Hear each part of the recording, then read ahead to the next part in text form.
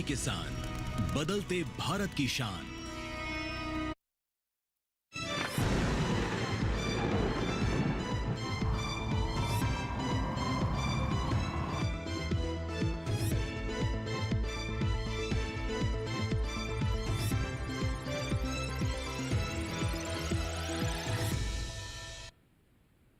नमस्कार, स्वागत है आपका हमारे खास कार्यक्रम मौसम खबर में। मैं हूं आपके साथ दीपशिखा। अपने इस कार्यक्रम में हम आपको देंगे मौसम से जुड़ी तमाम जानकारी, बताएंगे आज और कल कैसा रहेगा मौसम का हाल। लेकिन उससे पहले नजर डालते हैं अब तक की 5 बड़ी खबरों पर। तो सबसे पहली खबर को लेकर आपको जानकारी दे देते हैं और ये पहली बड़ी खबर आ रही है हिमाचल प्रदेश से, जहां पर गरज और चमक के साथ तेज हवाएं चलेंगी। इसके साथ ही दूसरी खबर पश्चिमी उत्तर प्रदेश से है, जहां पर कई जगह गर्म हवाओं के चलने की संभावना मौसम विभाग की तरफ से जताई गई है। वहीं बिहार में इक्का दुक्का स्थानों पर रात का मौसम गर्म रहेगा। इसके साथ ही अगली खबर का रुख कर लेते हैं, जो कि मध्य महाराष्ट्र से आ रही है, जहां पर छिटपुट हिस्सों में बारिश का अनुमान मौसम विभाग की तरफ से जताया गया है। तो वहीं कोंकण और गोवा में गिने चुने इलाकों में बरसात होगी। तो 5 बड़ी खबरें हमने अभी आपको बताई। अब आगे बढ़ते हैं और अपने अगले सेगमेंट का रुख करते हैं, जो कि है गर्मी अपडेट। तो गर्मी से जुड़ी तमाम जानकारी बता रही है हमारी एआई सहयोगी भूमि। नमस्कार किसान भाइयों और बहनों, आप देख रहे हैं डीडी किसान और मैं हूं आपकी एआई एंकर भूमि। गर्मी अपडेट में आपका स्वागत है। आइए देखते हैं आज गर्मी का हाल। देश के विभिन्न हिस्सों में मौसम का हाल इस प्रकार है। पंजाब, हरियाणा, दिल्ली, पूर्वी उत्तर प्रदेश, ओडिशा, झारखंड, गांगेय पश्चिम बंगाल और पूर्वी मध्य प्रदेश में कहीं कहीं गर्म हवाओं की संभावना है, इसलिए इन क्षेत्रों में नजर बनाए रखें। वहीं पश्चिमी उत्तर प्रदेश में कई जगहों पर गर्म हवाओं की संभावना है, इसलिए वहां सतर्क रहें और आवश्यक सावधानियां बरतें। बिहार में कहीं कहीं रात का मौसम गर्म रहने की संभावना है, इसलिए रात में भी मौसम पर नजर बनाए रखें। इस प्रकार के मौसम में बाहर निकलते समय सावधानी बरतें, हाइड्रेटेड रहें और अपने स्वास्थ्य का ख्याल रखें। बाकी अन्य क्षेत्रों में कोई चेतावनी नहीं है। आज के गर्मी अपडेट में बस इतना ही। अपनी सेहत का ध्यान रखें और सुरक्षित रहें। धन्यवाद।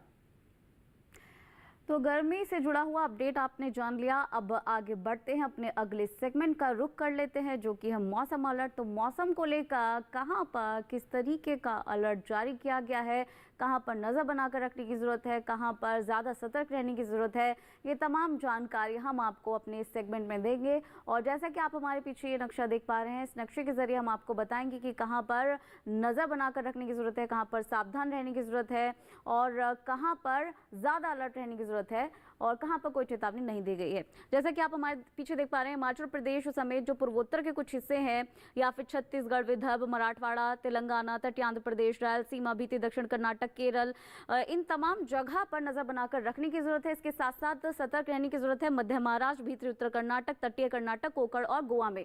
और यहाँ पर सबसे ज्यादा सावधान रहने की जरूरत है, क्योंकि इन तमाम जगह पर तेज बारिश के आसार हैं और इसके साथ साथ कुछ हिस्से ऐसे भी हैं जहां पर बारिश के साथ साथ तेज हवाएं चलेंगी। तो जैसा कि अभी हमने आपको बताया, इसके साथ साथ पूर्वोत्तर के भी कुछ ऐसे ही हिस्से हैं, चाहे वो असम, मेघालय या उप हिमालय, पश्चिम बंगाल और सिक्किम सहित अरुणाचल प्रदेश की बात हो। चलिए अब आगे बढ़ते हैं। मौसम पूर्वानुमान आपको बता देते हैं कि आने वाले समय में किस तरीके का मौसम को लेकर पूर्व अनुमान मौसम विभाग की तरफ से जताया गया है। और इसकी शुरुआत उत्तर भारत के कुछ हिस्सों से करते हैं। गिलगित, मुजफ्फरबाद, श्रीनगर, जम्मू कश्मीर, लेह लद्दाख समेत हिमाचल प्रदेश, उत्तराखंड, यहाँ पर कहीं कहीं बारिश की संभावना है। इसके साथ साथ जो आसपास के कुछ हिस्से हैं, चाहे वो उत्तर प्रदेश हो, दिल्ली, हरियाणा, पंजाब, चंडीगढ़, यहाँ पर फिलहाल बरसात की उम्मीद अभी नहीं दिख रही है। तो मौसम पूर्वानुमान हम आपको अपने इस सेगमेंट में तमाम जानकारी दे रहे हैं। और ये तो बात रही उत्तर भारत के हिस्सों की। अब जैसे जैसे आप आगे बढ़ेंगे, पूर्वोत्तर का रुख करेंगे, आप देखेंगे कि झारखंड, ओडिशा, गांगे पश्चिम बंगाल, कहीं कहीं यहाँ पर बारिश हो सकती है। साथ ही बिहार, नागालैंड, मणिपुर, त्रिपुरा, मिजोरम में कई जगह ऐसी है जहाँ पर बरसात हो सकती है। इसके साथ साथ उप हिमालय, पश्चिम बंगाल और सिक्किम में अधिकतर जगह बरसात की संभावना है। जैसे जैसे आप दक्षिण की तरफ रुख करेंगे, आप देख पाएंगे कि तेलंगाना, बीते दक्षिण कर्नाटक में कई जगह बरसात हो सकती है और तटीय आंध्र प्रदेश, रायलसीमा, तमिलनाडु, पुडुचेरी, यहाँ पर कहीं कहीं बारिश की संभावना है। इसके साथ साथ बीते उत्तर कर्नाटक, तटीय कर्नाटक, केरल और लक्षद्वीप में अधिकतर जगह ऐसी है जहाँ पर बारिश हो सकती है। जैसे जैसे आप आगे बढ़ेंगे आप देखेंगे पश्चिमी राजस्थान, पूर्वी राजस्थान, कच्छ, सौराष्ट्र, इन तमाम जगह पर पिछले 24 घंटे में जोरदार बारिश हुई है। तो हम अब आपको मौसम की चाल बता रहे हैं कि पिछले 24 घंटे में मौसम की क्या कुछ स्थिति रही है। जैसे जैसे आप आगे बढ़ेंगे, पूर्वोत्तर का रुख करेंगे, आप देखेंगे कि ज्यादातर जगह ऐसी हैं जहां पर पिछले 24 घंटे के दौरान जोरदार बारिश हुई है। मसलन उड़ीसा, झारखंड, बिहार, गांगे पश्चिम बंगाल और उप हिमालय पश्चिम बंगाल, सिक्किम समेत जो पूर्वोत्तर के कुछ हिस्से हैं, तमाम जगह पर जोरदार बारिश हुई है। इसके साथ साथ जब आप दक्षिण का रुख करेंगे आप देखेंगे लक्षद्वीप, अंडमान निकोबार समेत जो तमाम इलाके हैं, तटीय कर्नाटक, भीतरी दक्षिण कर्नाटक, तमिलनाडु, केरल, पुडुचेरी, रायलसीमा, तटीय आंध्र प्रदेश, तेलंगाना, भीतरी उत्तर कर्नाटक, इन तमाम जगह पर पिछले 24 घंटे के दौरान जोरदार बारिश हुई है। दक्षिण भारत से जैसे जैसे आप ऊपर जाएंगे आप मध्य भारत का रुख करेंगे और इसके साथ साथ पश्चिम भारत का रुख करेंगे, आप देखेंगे गुजरात, मध्य महाराष्ट्र, मराठवाड़ा, विदर्भ, पूर्वी मध्य प्रदेश, छत्तीसगढ़, इन तमाम जगह पर भी पिछले 24 घंटे के दौरान जोरदार बारिश हुई है। तो मौसम की चाल हम आपको बता रहे हैं कि पिछले 24 घंटे में क्या कुछ मौसम को लेकर स्थिति रही। इसके साथ ही आगे और भी जानकारी हम आपके साथ साझा करेंगे, लेकिन उससे पहले लेंगे एक छोटा सा ब्रेक।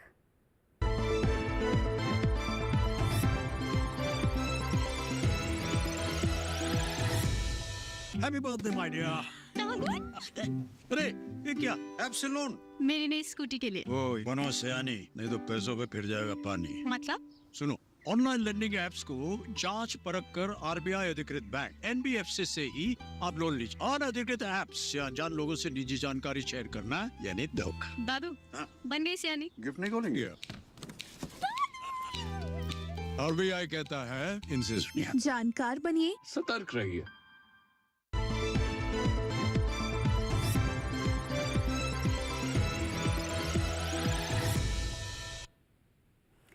ब्रेक के बाद एक बार फिर से स्वागत है आपका मौसम खबर में। चलिए कार्यक्रम को आगे बढ़ाते हैं, अपने अगले सेगमेंट का रुख कर लेते हैं। इस सेगमेंट में हम आपको तापमान से जुड़ी तमाम जानकारी देंगे, मसलन कि कहां पर अधिकतम तापमान कितना रहा और कहां पर न्यूनतम तापमान कितना रहा, यानी कि तापमान का हाल अब जान लेते हैं। और इसकी शुरुआत करते हैं सबसे पहले अधिकतम तापमान से। उत्तर भारत के कुछ हिस्सों का रुख कर लेते हैं, जहां पर आप देख पा रहे हैं मुजफ्फराबाद, गिलगित, श्रीनगर, जम्मू कश्मीर, लेह लद्दाख, इन तमाम जगह पर अधिकतम तापमान सामान्य तापमान से 3 से 5 डिग्री सेल्सियस कम दर्ज किया गया। जैसे जैसे आप आगे बढ़ेंगे आप देखेंगे पूर्वी उत्तर प्रदेश में अधिकतम तापमान सामान्य तापमान से 3 से 5 डिग्री सेल्सियस ज्यादा दर्ज किया गया। तो इस वक्त हम आपको मैक्सिमम टेम्परेचर की स्थिति कहां पर क्या कुछ रही वो बता रहे हैं। आगे बढ़ते हैं, बिहार, मेघालय और असम में अधिकतम तापमान सामान्य तापमान से 3 से 5 डिग्री सेल्सियस ज्यादा दर्ज किया गया। तो मैक्सिमम टेम्परेचर कहां पर कितना दर्ज किया गया, कितना डिफरेंस दर्ज किया गया, वो तमाम जानकारी हम आपको दे रहे हैं। जैसे कि आप हमारे पीछे देख पा रहे हैं, झारखंड, ओडिशा समेत त्रिपुरा, मिजोरम, मणिपुर, नागालैंड, अरुणाचल प्रदेश में अधिकतम तापमान मैक्सिमम टेम्परेचर सामान्य तापमान से 1 से 3 डिग्री सेल्सियस ज्यादा दर्ज किया गया। अब आगे बढ़ते हैं और अन्य जगह का तापमान की स्थिति जान लेते हैं। जैसा कि आप देख पा रहे हैं, तेलंगाना, रायलसीमा, तमिलनाडु, पुडुचेरी, यहाँ पर अधिकतम तापमान सामान्य तापमान से 1 से 3 डिग्री सेल्सियस कम दर्ज किया गया। तो मैक्सिमम टेम्परेचर कहां पर कितना दर्ज किया गया वो तमाम जानकारी हम आपको बता रहे हैं। मध्य महाराष्ट्र में अधिकतम तापमान सामान्य तापमान से 1 से 3 डिग्री सेल्सियस कम दर्ज किया गया।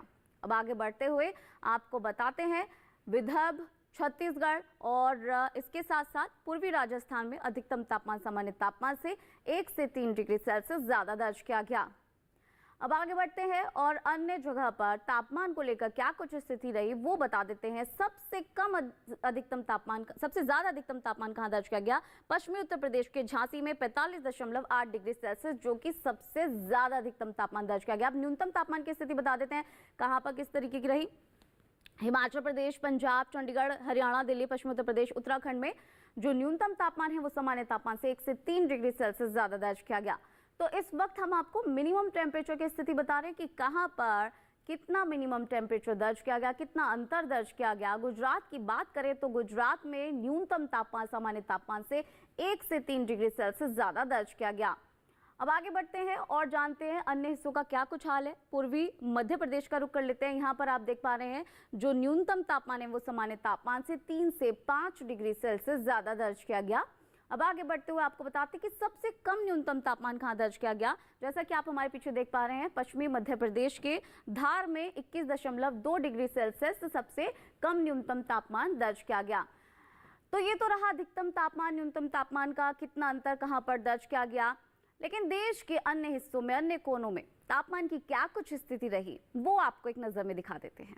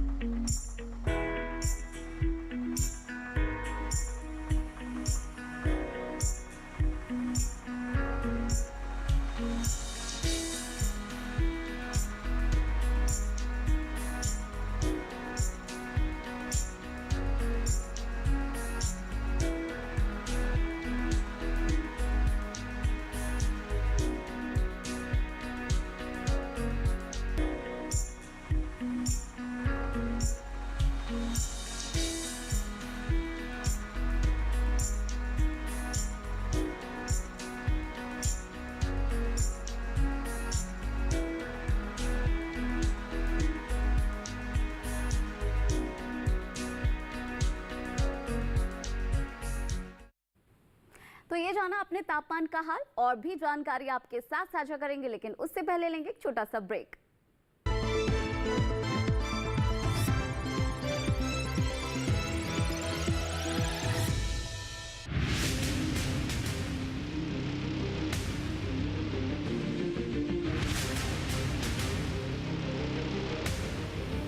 जब तपती है धरती, सूरज उगलता है आग, ठंड में जब सर्दी जमा देती सबके हाल, सब छुप जाते अपने अपने घरों में, तब बाहर निकलता सिर्फ एक इंसान, भरने के लिए हम सबका पेट, खून को पसीने की तरह देता बहा, थक जाता, झुलस जाता, हो जाता बीमार, तब उसकी सेहत का ध्यान रखता सिर्फ डीडी किसान।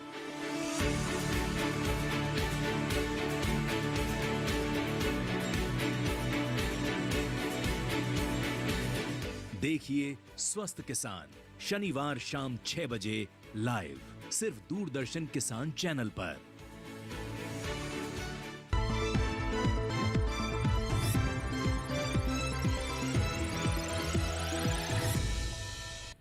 ब्रेक के बाद एक बार फिर से स्वागत है आपका हमारे खास कार्यक्रम मौसम खबर में। चलिए कार्यक्रम को आगे बढ़ाते हैं, अपने अगले सेगमेंट का रुख कर लेते हैं। इस सेगमेंट में हम आपको एयर क्वालिटी इंडेक्स की जानकारी देंगे कि कहां पर कितना वायु गुणवत्ता सूचकांक दर्ज किया गया, और इसकी शुरुआत हम सबसे पहले करते हैं राजधानी दिल्ली से। राजधानी दिल्ली में AQI 159 दर्ज किया गया, जो कि संतोषजनक स्थिति में माना जाता है। वहीं लखनऊ में 153 दर्ज किया गया, और ये भी संतोषजनक स्थिति में माना जाता है। इसके साथ ही आगे बढ़ते हुए अब रुक कर लेते हैं पटना का। यहाँ पर ये 311 दर्ज किया गया, जो कि खराब श्रेणी में माना जाता है। पटना के बाद आगे बढ़ते हैं और अन्य जगह का हाल जान लेते हैं। बेंगलुरु का रुख करते हैं। बेंगलुरु में एयर क्वालिटी इंडेक्स 44 दर्ज किया गया, जो कि बहुत अच्छी श्रेणी में माना जाता है। ये 50 से कम है, क्योंकि पुणे में ये 84 दर्ज किया गया, और ये अच्छी श्रेणी में माना जाता है। पुणे के बाद आगे बढ़ते हैं, रुक करते हैं हैदराबाद का। हैदराबाद में ये 110 दर्ज किया गया, जो कि संतोषजनक स्थिति में माना जाता है। हैदराबाद के बाद हम आगे बढ़ते हैं, कोलकाता का रुख कर लेते हैं। यहाँ पर AQI 162 दर्ज किया गया, और ये भी सेटिस्फैक्ट्री कैटेगरी में माना जाता है। कोलकाता के बाद हम आगे बढ़ लेते हैं, रुख कर लेते हैं मुंबई का। मुंबई में ये 82 दर्ज किया गया, जो कि अच्छा माना जाता है। मुंबई के बाद आगे बढ़ते हैं और देखते हैं कि किस शहर में कितना वायु गुणवत्ता सूचकांक दर्ज किया गया है। अहमदाबाद का रुख कर लेते हैं। यहाँ पर ये 80 दर्ज किया गया, जो कि अच्छी श्रेणी में माना जाता है। तो लगातार हमने अभी आपको बताया कि कहां पर वायु गुणवत्ता सूचकांक कितना दर्ज किया गया। पर्यटन पूर्वानुमान भी जान लेते हैं, यानी कि अगर आप आने वाले 4 दिन में कहीं घूमने जाना चाह रहे हैं तो इस सेगमेंट स्पेशली आपके लिए। जम्मू कश्मीर के गुलमर्ग अगर आप जा रहे हैं तो जान ले कि रविवार को मिला जुला मौसम रहेगा। बाकी के 3 दिन बिजली की चमक के साथ बारिश हो सकती है। मैक्सिमम टेम्परेचर शुरू के 3 दिन 14 और चौथे दिन 16 डिग्री सेल्सियस रह सकता है, और मिनिमम टेम्परेचर पहले दिन 4 डिग्री सेल्सियस, बाकी के 3 दिन ये 5 डिग्री सेल्सियस तक फ्लक्चुएट कर सकता है। तो गुलमर्ग में आने वाले 4 दिन का हाल जान लिया आपने। उत्तराखंड के मसूरी अगर आप जा रहे हैं तो बता दें आपको कि चारों दिन एक समान यहाँ पर धूप खिली रहेगी, गर्मी रहेगी। मैक्सिमम टेम्परेचर शुरू के 2 दिन 31 रहेगा, बाकी के 2 दिन ये 32 रहेगा। इसके साथ ही मिनिमम टेम्परेचर भी जानना बेहद ज़्यादा ज़रूरी हो जाता है। तो आपको बता दें कि रविवार सोमवार शुरू के 2 दिन ये 21 डिग्री सेल्सियस रहेगा, मंगलवार और बुधवार यानी कि बाकी के 2 दिन ये 22 डिग्री सेल्सियस रहेगा। उत्तर प्रदेश के वाराणसी अगर आप जा रहे हैं तो बता दें कि रविवार से मंगलवार तक गर्म हवाएं चलेंगी और बुधवार को अच्छी खासी धूप रहेगी, गर्मी रहेगी और मैक्सिमम टेम्परेचर 44 से 46 के बीच रहेगा। शुरू के 3 दिन 46 और चौथे दिन 44 रहेगा। और मिनिमम टेम्परेचर की बात करें तो ये 31 और 32 के बीच चारों ही दिन फ्लक्चुएट करता नजर आएगा। तो वाराणसी में आने वाले 4 दिन में मौसम पूर्व अनुमान क्या कहता है वो हमने आपको बता दिया। बिहार का रुख करते हैं। बिहार के गया अगर आप जा रहे हैं तो चारों दिन मिला जुला मौसम देखने को मिल सकता है। अधिकतम तापमान शुरू के 2 दिन 41 और बाकी के 2 दिन आप देखेंगे कि पहले 40 फिर वापस 39 हो जाएगा। वहीं जो न्यूनतम तापमान है वो आप देखेंगे कि 27 और 29 के बीच फ्लक्चुएट करता नजर आएगा। पहले 29 फिर 2 दिन 28 और फिर 27। असम के सिलचर अगर आप जा रहे हैं तो चारों दिन एक समान मौसम रहेगा, बारिश रहेगी। अधिकतम तापमान 33 से 34 के बीच रहेगा और न्यूनतम तापमान आप देखेंगे कि 25 से 26 के बीच रहेगा। यानी कि मैक्सिमम टेम्परेचर पहले दिन 33 और बाकी के 3 दिन 34 रहेगा। मिनिमम टेम्परेचर पहले दिन 26 और बाकी के 3 दिन 25 डिग्री सेल्सियस रहेगा। तो सिलचर में आने वाले 4 दिन में मौसम पूर्वानुमान हमने आपको बताया पैटर्न की दृष्टि से। सिक्किम के अगर गंगटोक अगर आप जा रहे हैं तो 4 दिन यहाँ पर बारिश होगी।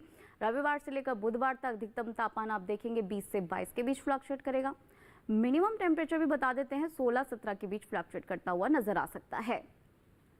तो सिक्किम के गंगटोक में पर्यटन की दृष्टि से मौसम पूर्व अनुमान रविवार से बुधवार तक कैसा रहेगा वो आपने जान लिया। तेलंगाना के निजामाबाद अगर आप जा रहे हैं तो बता दें शुरू के जो 3 दिन है बारिश रहेगी और जो चौथा दिन बुधवार का है तो मिला जुला मौसम देखने को मिल सकता है।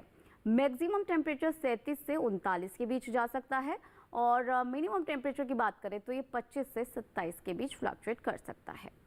तो तेलंगाना के निजामाबाद अगर आप जा रहे हैं तो आपने जान लिया कि रविवार से लेकर बुधवार तक आने वाले 4 दिन का कैसा रहेगा मौसम का हाल। अब तमिलनाडु का रुख कर लेते हैं। यहाँ के ऊटी अगर आप जा रहे हैं तो आपको बता दें कि आने वाले 4 दिनों में बारिश रहेगी।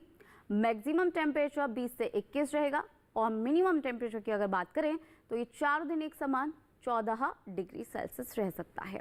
तो ऊटी में रविवार से लेकर बुधवार तक पर्यटन की दृष्टि से मौसम पूर्वानुमान आपने जान लिया कि कैसा रहेगा। अब आगे बढ़ते हैं और रुक कर लेते हैं महाराष्ट्र के औरंगाबाद का। पहला दिन यहाँ पर मिला जुला रहेगा, थोड़ी ठंड रहेगी, थोड़ी गर्मी धूप रहेगी। बाकी के जो 3 दिन हैं यहाँ पर जोरदार बारिश हो सकती है। मैक्सिमम टेम्परेचर की बात करें तो पहले दिन 37 डिग्री सेल्सियस और बाकी के 3 दिन 36 डिग्री सेल्सियस। वहीं मिनिमम टेम्परेचर की बात करें तो शुरू के 2 दिन 23 डिग्री सेल्सियस और बाकी के 2 दिन 22 डिग्री सेल्सियस। तो औरंगाबाद में रविवार से लेकर बुधवार तक पर्यटन की दृष्टि से मौसम पूर्वानुमान क्या कहता है वो हमने आपको बता दिया। गुजरात के अहमदाबाद अगर आप जा रहे हैं तो बता दें मिला जुला मौसम रहेगा रविवार से लेकर बुधवार तक और जो अधिकतम तापमान है वो देखेंगे आपकी 40 से लेकर 42 तक फ्लक्चुएट कर सकता है और जो न्यूनतम तापमान है वो आप देखेंगे कि शुरू के 2 दिन वो 30 डिग्री सेल्सियस रह सकता है और जो बाकी के 2 दिन है मंगल और बुध वो 29 डिग्री सेल्सियस रह सकता है।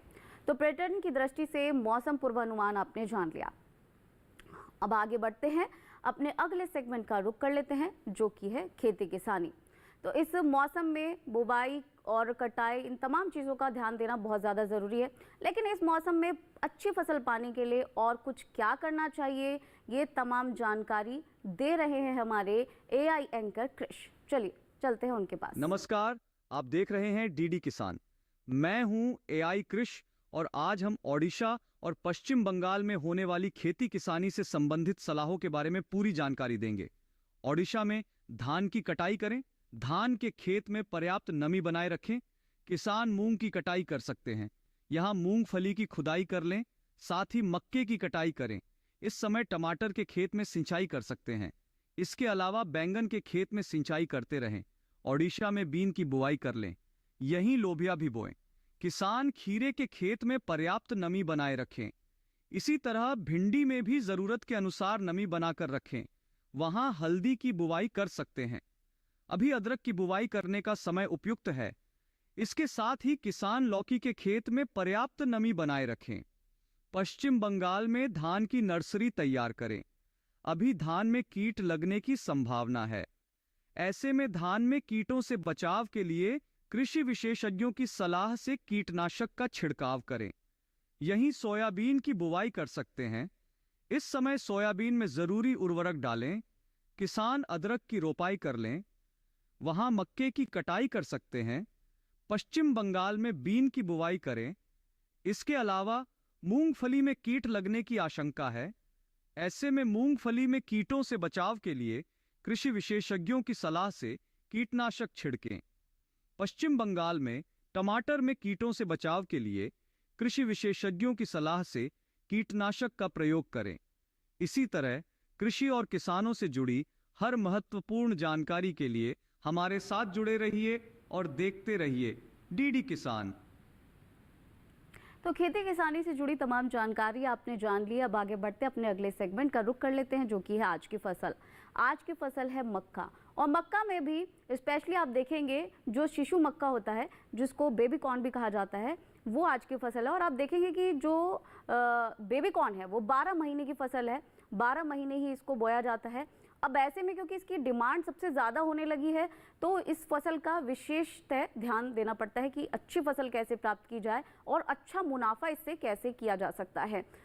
इसके साथ साथ जो कृषि विशेषज्ञ होते हैं उनकी क्या सलाह है, क्या करना चाहिए, क्या नहीं करना चाहिए, इन तमाम चीज़ों को लेकर एक रिपोर्ट हमने आपके लिए तैयार की है। ये रिपोर्ट आपको दिखा देते हैं।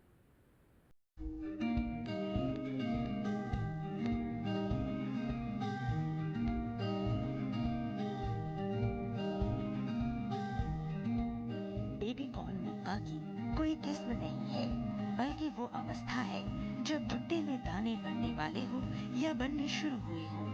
इसका इस्तेमाल सलाद के साथ साथ सब्जी, घी और हलवे में भी होता है। भारत में इसकी खेती मुख्य रूप से शहरों से सटे इलाकों में होती है। ये काफी पोषक है और शायद यही बढ़ती हुई मांग की वजह है। इसके खेत की तैयारी आम मक्का की तरह ही होती है और इसे 2 तरह से उगाया जाता है। आदर्श अवस्था में 1 हेक्टेयर में 58,000 पौधे लगाए जाते हैं। इस पद्धति में स्वीट और बेबी कॉर्न दोनों ही प्राप्त होते हैं। दूसरी पद्धति में 1 हेक्टेयर जमीन पर पौधों की संख्या 1.25 लाख के करीब होती है। इसमें तमाम भुट्टे बेबी कॉर्न के रूप में इस्तेमाल किए जाते हैं। बेबी कॉर्न के लिए 1 हेक्टेयर जमीन पर 20 से 25 किलोग्राम बीज की जरूरत होती है। 1 हेक्टेयर के लिए 1.5 से 2 क्विंटल नाइट्रोजन 3 बार में डालना होता है। इसकी फसल अमूमन 50 से 60 दिन में तैयार हो जाती है। तुड़ाई पर खास ध्यान देने की जरूरत है, क्योंकि भुट्टा बहुत तेजी से बढ़ता है, इसलिए इसे जितना जल्दी हो सके बाजार भेज देना चाहिए। सुबह का समय तुड़ाई के लिए उपयुक्त है।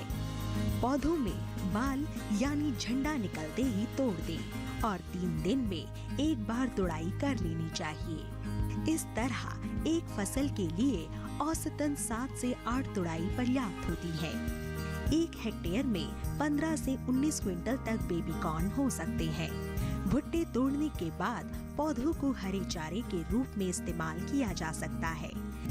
1 हेक्टेयर से किसान को 250 से 400 क्विंटल तक हरा चारा मिल सकता है। तो बेबी कॉर्न की अच्छी फसल प्राप्त करने के लिए क्या करना चाहिए, वो तमाम जानकारी आपने इस रिपोर्ट के जरिए जान ली। इससे पहले इसी कार्यक्रम में और भी जानकारी हमने अभी आपके साथ साझा करी। तो अगर आप ये तमाम जानकारी एक बार फिर से लेना चाहते हैं, इस शो को एक बार फिर से देखना चाहते हैं, तो आप आपके टेलीविजन स्क्रीन पर दिखाए जा रहे इस QR कोड को स्कैन करके डीडी किसान की YouTube चैनल पर जाकर इस कार्यक्रम को एक बार फिर से देख सकते हैं, एक बार फिर से ये तमाम जानकारी हासिल कर सकते हैं। तो आज के इस कार्यक्रम में बस इतना ही। फिलहाल हमें दीजिए इजाजत। नमस्कार।